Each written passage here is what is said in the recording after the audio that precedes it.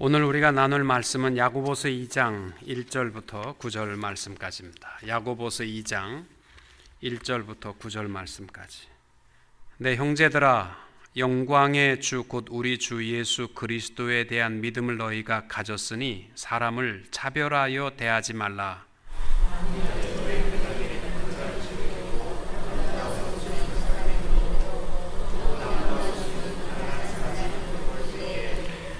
너희가 아름다운 옷을 입은 자를 눈여겨보고 말하되 여기 좋은 자리에 앉으소서 하고 또 가난한 자에게 말하되 너는 거기 서 있든지 내 발등상 아래에 앉으라 하면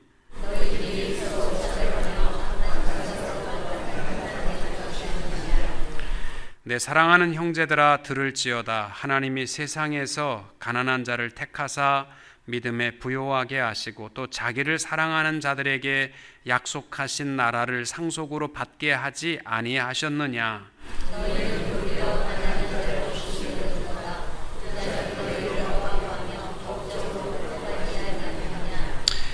그들은 너희에게 대하여 일컫는 바 그 아름다운 이름을 비방하지 아니하느냐.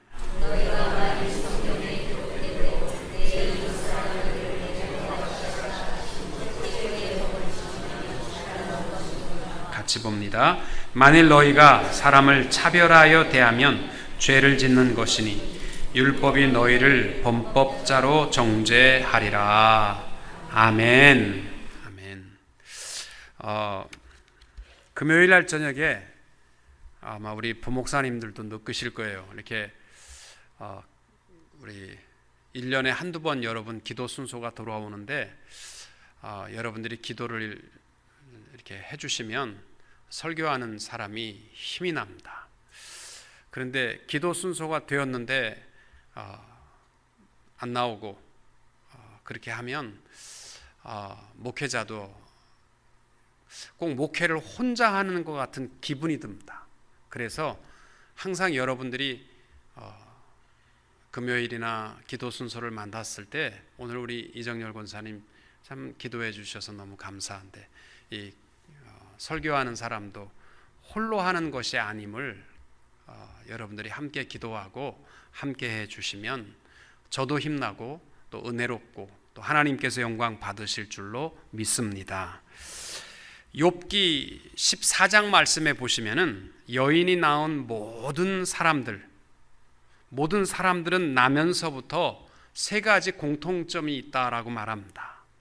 첫째가 뭐냐면 고통을 누구나 짊어지고 살아간다라는 것입니다. 여러분, 고통 없는 사람 누가 있어요? 어려운 일 없는 사람 하나도 없습니다. 또 두 번째는 그림자처럼 인생은 너무도 쉽게 훅 지나가 버린다라는 것입니다. 셋째는 더러운 죄악의 문제를 늘 고민하며 살아간다는 것입니다. 어느 인생이든지 고통도 있고 또 죄로 말미암아 번민도 있고 또 참 인생이 허무하게 지나가 버리기 때문에 참 허전한 마음도 다 갖고 있는데 문제는 서로가 이 동시대에 살아가는 것만도 대단한 사람들 아닙니까? 나랑 같은 인생의 시대를 살아가는 사람들인데 서로가 귀하게 여기고 위로하고 서로 격려해도 아픈 마음을 달랠 길이 없는데 서로 아픔이 되어주고 서로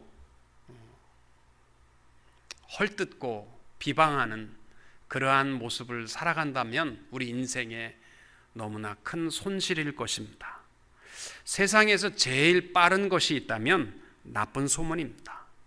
그것도 나쁜 소문 그대로만 전해지면 좋은데 이게 한 다리만 딱 건너게 되면요 이만큼 주석이 붙어서 또 나쁜 소문이 더 커져요. 그리고 또 한 사람만 거치게 되면요 주석이 더 붙어가지고 나쁜 소리는 눈덩이처럼 점점 더 커져갑니다. 좋은 이야기만 해도 우리 너무 짧은 인생입니다. 오늘 야고보는 우리에게 분명히 말씀하는 것이 있습니다. 정말 이 고통스러운 세상에서 교회야말로 성도들이야말로 서로 차별 없는 사랑, 위로와 기쁨이 되는 우리 교회가 될 수 있기를 축복합니다. 하나님께서 이사야 선지자를 통해서 하신 말씀이 있습니다. 이사야 51장 12절에 보면 이렇게 말씀합니다. 너희를 위로하는 자는 나연을 너는 어떠한 자이기에 죽을 사람을 두려워하며 풀같이 될 인자를 두려워하느냐. 여러분, 사람 때문에 고통당하는 사람 많습니다. 사실 육신의 아픔, 또 물질적인 문제, 다 어려운 문제지만 정말 인생에 끝없이 계속되는 우리의 괴로움들을 보면요, 인간 문제입니다. 그런데 여러분, 하나님께서 이사야 선지자를 통해서 하시는 말씀이 있어요. 우리를 위로하는 사람은 나다, 나. 너를 위로하는 사람은 나다. 여러분, 정말 힘들고 어렵거들랑 하나님의 말씀 펴세요. 우리 하나님이 우리의 위로자가 되시는 줄로 믿습니다. 그런데 어찌해서 죽을 사람을 두려워하고 불같이 될 인생을 그 한마디 때문에 괴로워하고 힘들어하느냐. 어떤 수필가가 그런 얘기를 했더라고요. 남이 험담하는 것은 진흙 묻은 것처럼 처리하라. 그래서 제가 이게 무슨 말인가 했어요. 진흙이 묻으면요, 젖었을 때 떼려면 다 묻힌다는 거예요. 그러니까 진흙 묻었을 때는 마를 때까지 기다리라는 거예요. 그리고 마른 다음에 툴툴 털어버리면 괜찮다는 거죠. 참 멋진 말을 한다. 사실 교회 안에도 보면요, 목사의 말 한마디 때문에 상처받는 분도 많습니다. 지난주에도 어떤 자매가 저 때문에, 제가 설교 시간에 예배를 소중히 여기십시오, 목숨을 거십시오, 그 말이 상처가 되어서 교회를 떠났다고 그러더라고요. 그래서 마음이 좀 아프더라고요. 그러나 여러분, 우리의 참된 위로자는 우리 하나님 한 분밖에 없는 줄로 믿습니다.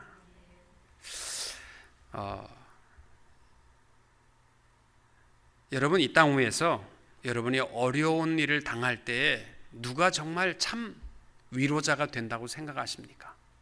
저는 목회를 하면서도요, 미안할 때가 많아요.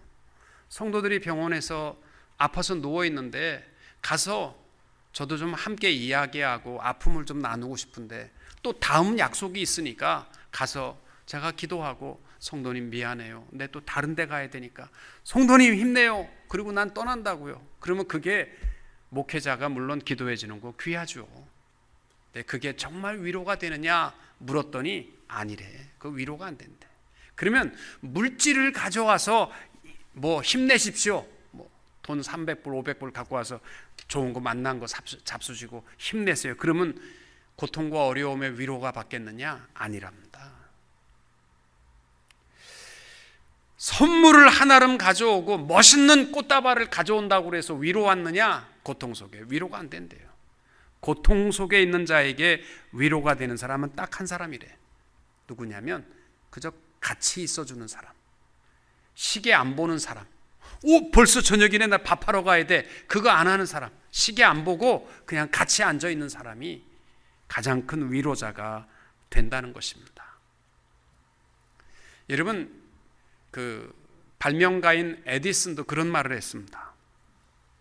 어떤 학부모가 자기 아들이 대학 갈 때 데려와서, 선생님, 인생을 성공하려면 어떻게 하는지, 얘가 머리가 나쁘니까 많이 얘기하지 마시고 딱 한마디만 얘기해 주세요. 그랬더니 에디슨이 시계를 안 보면 인생 성공한다, 그런 얘기를 했답니다. 사실 우리가 시계 보면서 실망하고 시계 보고 포기할 때가 많아요. 벌써 저녁 때구나, 이제 내가 쉬어야지. 또 이젠 내 나이가 할 때가 아니구나. 그래가지고 자꾸 시계 때문에 우리 인생을 포기할 때가 많습니다. 여러분, 이 나이에 뭘 하겠나 그러지 말고 오늘 말씀을 통해서 우리 정말 금방 지나가는 우리 인생, 또 누구에게나 다 고통이 있어요. 아픔이 있고 죄에 대한 번민이 다 있습니다. 내가 의인인 척하지 맙시다. 그리고 서로가 차별 없는 사랑으로 변화된 인생을 출발할 수 있게 되시기를 축복합니다. 참된 위로자, 오늘 본문 말씀에 보면 야고보가 짧은 구절이지만은 가장 많이 나오는 단어가 뭐냐면 my brother, 내 형제들아, 내 형제들아, 이 말이요 20번 나옵니다. 내 형제. 그러면서 서로 외모로 판단하지 말고 좀 이 어려운 세상에 서로 위로자가 될 것을 말씀하고 있습니다. 야고보가 교회가 절대로 취해서는 안 될 원리가 하나 있는데 사람을 외모로 판단하지 말라는 겁니다. 영적인 시야가 어두운 사람일수록 외모에 눈이 멀게 되어 있습니다. 아름다운 형제 사랑을 통하여서 우리 주위의 모든 사람들이 하나님께서 내게 허락하신 축복들이 될 수 있는 그러한 우리 교제와 사랑을 이룰 수 있게 되시기를 축복합니다. 여러분, 우리 교회는 오늘 저녁에 나오신 분들은 특별히 절대로 사람을 외모로 판단하지 않게 되시기를 축복합니다. 2절 말씀해 보시면은 이렇게 말합니다. 만일 너희 회당에 금가락지를 끼고 아름다운 옷을 입은 사람이 들어오고 또 남루한 옷을 입은 가난한 사람이 들어올 때에 너희가 아름다운 옷을 입은 이 옷을 입은 자를 눈여겨보고 말하되 여기 좋은 자리에 앉으소서 하고 또 가난한 자에게 말하되 너는 거기 서 있든지 내 발등상 아래에 앉으라 하면 너희끼리 서로 차별하며 악한 생각으로 판단하는 자가 되는 것이 아니냐. 여러분, 야고보는 특별히 사람을 외모로 취하지 말라라고 말씀합니다. 왜? 1절에 보니까 우리 주 예수 그리스도에 대한 믿음을 너희가 가졌으니까 이렇게 사람을 차별하지 말라라고 말씀하고 있습니다. 여러분, 믿음을 가진 사람에게 나타나야 할 뚜렷한 것 중에 하나가 사람 차별해서는 안 된다는 것을 말씀하고 있습니다. 이 외모로 사람을 취하지 말라, 차별하지 말라라는 뜻은요, 원어적 의미를 보면은 무슨 뜻이냐면 사람의 얼굴을 보고 감탄하지 말라는 거예요. 와, 잘생겼네. 그런 거 하지 말라는 겁니다. 로마서 2장 11절에 이렇게 말씀합니다. 이는 하나님께서 사람을 외모로 취하지 아니하심이니라. 에베소서 6장 9절에 상전들아 너희도 저희에게 이와 같이 하고 공갈을 그치라. 이는 저희와 너희의 상전이 하늘의 사람을 외모로 취하지 아니하심이니라. 또 골로새 3장 25절에 불의를 행하는 자는 불의의 보응을 받으리니 주는 외모로 사람을 취하심이 없느니라. 하나님께서 사무엘에게 이새의 아들들에게 가서 왕으로 세울 자에게 기름을 부으라 했을 때 사무엘이 하나님의 종임에도 불구하고요, 그 잘생긴 외모에 반해가지고 이 사람이구나 그리고 기름을 부으려고 할 때 하나님께서 아니다 나는 외모로 취하지 않는다라고 말씀하십니다. 우리 예수님 모습은 어땠을까요? 우리 예수님 그러면 많은 사람들이요, 사진 속에 멋있는 수염난 사람, 그 30대 서양 아저씨로 이렇게 생각을 많이 합니다. 근데 성경에 보시면은요, 예수님은 정말 못생기셨습니다.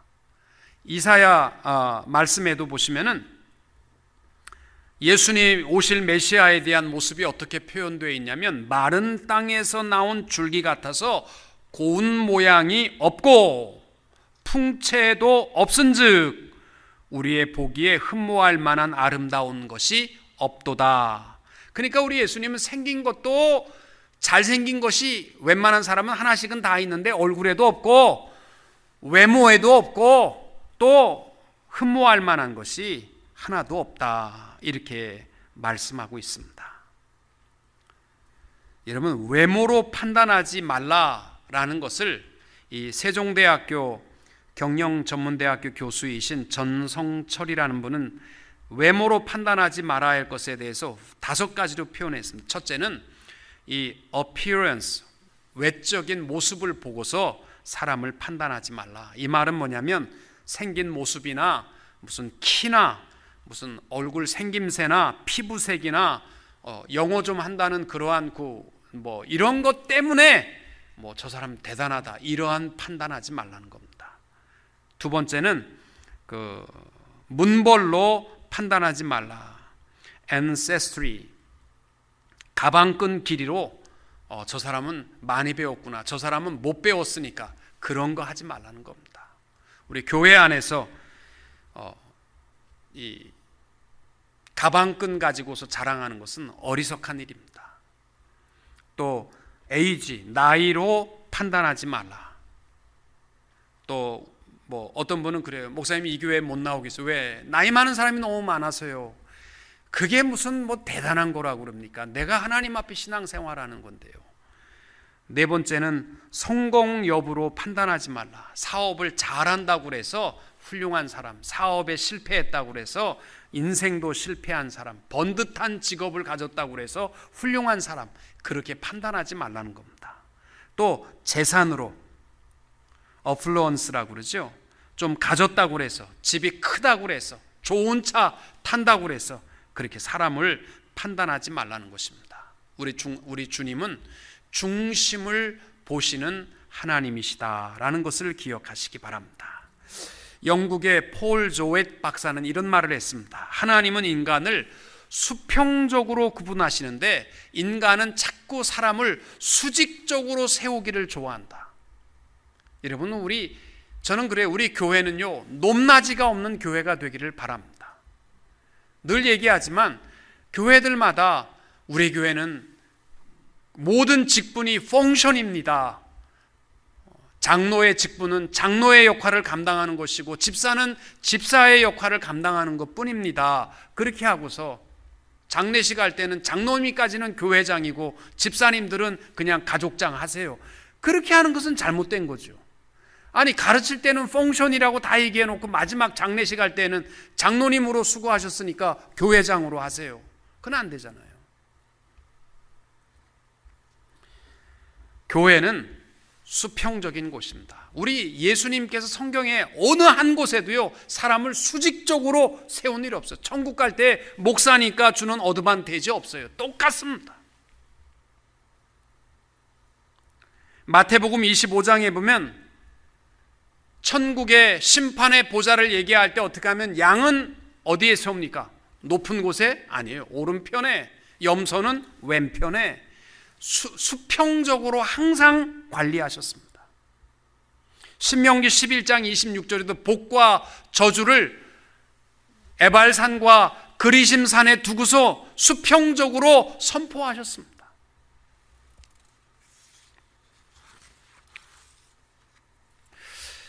우리 교회는 수평적인 교회가 되기를 원합니다. 새로운 사람이든지 오래된 성도든지 높낮이가 없이. 새로운 사람이 왜 이래? 그건 잘못된 거죠. 교회는 높낮이가 없는 천국과 같은 교회, 오늘 야고보가 우리에게 말씀하는 차별 없는 사랑입니다. 또 5절에 보시면 이렇게 말합니다. 내 사랑하는 형제들아 들을지어다. 하나님이 세상에서 가난한 자를 택하사 믿음에 부요하게 하시고 또 자기를 사랑하는 자들에게 약속하신 나라를 상속으로 받게 하지 아니하셨느냐. 사람을 외모로 취하지 말아야 할 이유에 대해서 말씀합니다. 아무리 가난하게 보이고 외모로 별 볼 일 없다 할지라도 우습게 판단해서는 안 될 이유가 5절입니다. 그게 뭐예요? 하나님께서 가난한 자를 택하사 믿음에 부요하게 하시고 또 약속하신 나라를 상속으로 받게 하지 아니하였느냐. 여러분, 하나님이 택한 사람 귀히 여길 수 있어야 됩니다. 우리 하나님의 형상을 주셨고 하나님이 택하셨다면 우리와 똑같은 하나님의 자녀라는 사실을 기억하시기 바랍니다. 우리가 교회에서 더 하나님을 사랑하고 섬기고 찬양할 수 있는 이유는 뭐냐면 내가 잘나서가 아니라 하나님이 나를 먼저 택하여 주셨기 때문입니다. 베드로가 그 예수님께서 갈릴리 바다에 나가셨을 때 배가 얼마나 많았겠어요? 지금도 배가 많은데요. 그런데 많은 배 중에서요, 딱 베드로의 배 타심으로 말미암아 베드로의 변화의 역사가 시작된 거 아닙니까? 만약에 베드로가 다른 사람의 배에 탔더라면 베드로가 변화되는 일이 어떻게 있겠어요? 하나님의 선택 아닙니까? 그래서 베드로가 훗날 사도행전 15장에 보면은 이렇게 설교합니다. 이방인 교회에 대해서 회의할 때 일어나서 제일 먼저 말한 것이 있습니다. 베드로가 일어나 말하되 형제들아 너희도 알거니와 하나님이 이방인들로 내 입에서 복음의 말씀을 들어 믿게 하시려고 오래전부터 너희 가운데서 나를 택하시고 또 마음을 아시는 하나님이 우리에게와 같이 저에게도 성령을 주어 증거하셨다.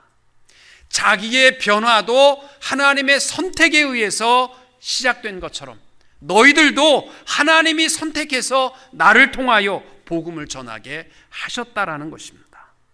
여러분, 하나님의 택한 사람은 그 누가 되었든지 간에 소중히 여길 수 있는 우리 교회가 될 수 있기를 축복합니다. 또 하나님께서는 그로 말미암아 믿음으로 부욕해 하십니다.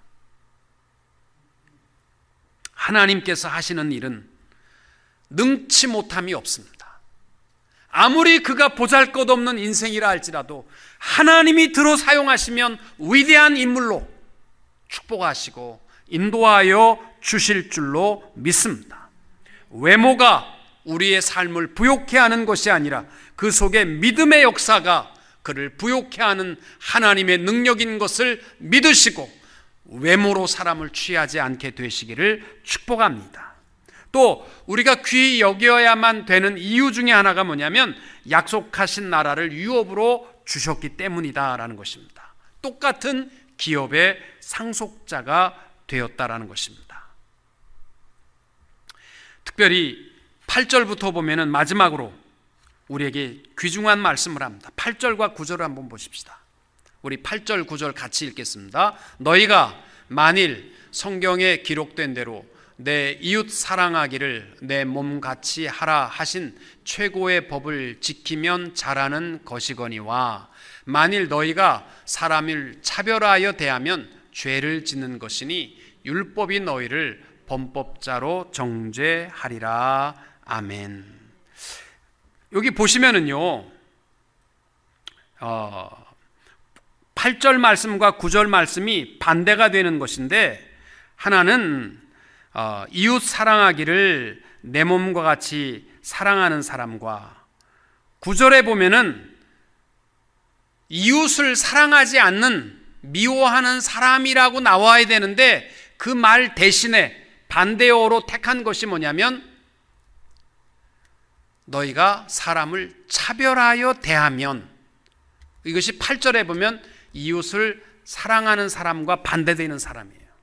여러분, 많은 사람들이 이웃을 미워하는 것에 대해서 무슨 어려움을 주거나 그 사람의 돈을 떼먹거나 뭐 그래야 이웃에게 어려움을 준다라고 생각하지만, 야고보는 이웃에 대해서 차별한다면 그것은 이웃을 미워하는 죄를 범하는 것이라고 말씀하고 있습니다. 외모로 사람을 취하는 행위는 이웃을 해치는 행위라는 뜻입니다. 여러분, 21세기에 최고의 인기 있는 의과는 성형외과가 되었습니다. 얼굴을 뜯어고치고 코를 높이고 눈을 멋있게 하고, 저는 그거 쉬운 줄 알았어요. 옛날에 제가 개척교회 할 때 어느 그 자매가 코가 좀 다쳐가지고 이렇게 좀 삐뚤어졌는데 이거를 병원에 가서 그때 돈이에요. 지금부터 30년 전에 코를 똑바로 세우는데 5,000불인데 3,000불에 깎아서 그때 돈으로 3,000이면 대단한 돈입니다. 그래서 이제 코를 고치는데 부모님들이 다 새벽부터 직장 가니까 나한테 목사님 내 딸이 이거 시집 가려면 이거 해야 되는데 목사님 성형외과를 왔다 갔다 해야 되는데 목사님 좀 도와주세요. 그래서 제가 그 픽업까지 했어요. 그런데요 제가 수술하고 나와서 깜짝 놀랐어요. 얼굴이 이만해져서 나왔더라고. 피가 콧물에서 코 하나 높이는데요 그거 보통 일이 아닙니다. 돈 내고 그거 하는 거 보면 대단한 것 같아요 여자들이요. 하여튼 여러분 그 돈이 있으면 그 돈 가지고 심령을 치료할 수 있게 되기를 바랍니다. 마음이 고와야 여자입니다. 얼굴이 예뻐야 여자냐 마음이 고와야 여자라는 말입니다. 참 우리의 삶이 고달픕니다. 고민 없는 사람 없고 또 죄로 말미암아 번민 없는 사람 없고 인생이 너무나 쉽게 지나가 버립니다. 이러한 삶 가운데 나와 같은 시대에 살아가는 내 이웃들, 특별히 우리가 한 하나님을 섬기는 교회의 한 성도가 되었습니다. 그런데 나만 안 아프면 되고 나만 잘 먹으면 되고 너무 외롭습니다. 여러분 어떤 사람도 풍요로운 사람 없습니다. 서로 위로자가 되고 우리 교회는 누가 왔든지 간에 차별 없이 사랑할 수 있는, 사랑하고 살아도 너무나 짧은 인생입니다. 아름다운 마음들이 하나님을 영화롭게 하는 우리 성도님들이 다 될 수 있기를 주님의 이름으로 축원합니다.